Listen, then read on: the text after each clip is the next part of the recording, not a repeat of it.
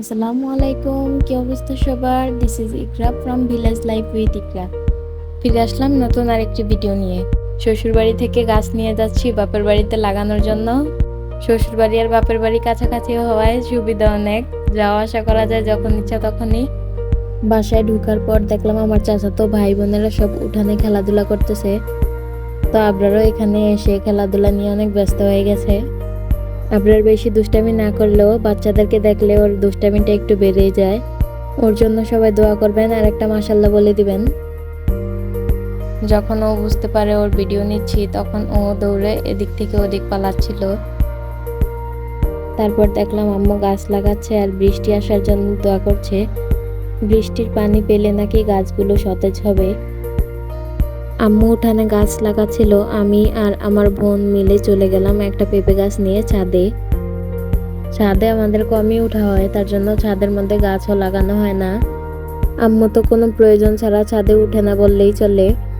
আমাদের বাসায় কাজ এখনো শেষ হয় না, ইলেকট্রিক কাজ, তারপর রং দেওয়ার কাজ এখনো বাকি আছে। কাজগুলো কবে শেষ হবে তাও জানি না। ছাদে ওঠার পর চারিদিকটা ঘুরে দেখছিলাম। তারপর আমার বোন পেঁপে গাছ লাগাচ্ছিল আর আমি পাশে থেকে ওর হাতে লাগানো ড্রাগন ফল গাছটা দেখছিলাম। একটা মামার বাড়ি থেকে এই ড্রাগন ফল গাছের একটা ডাল এনে লাগানো হয়েছিল। এখন মাশাল্লাহ অনেকটাই বড় হয়ে গেছে। গাছ লাগানো শেষ হলে দুই বোন মিলে নিচের ভিউটা দেখছিলাম।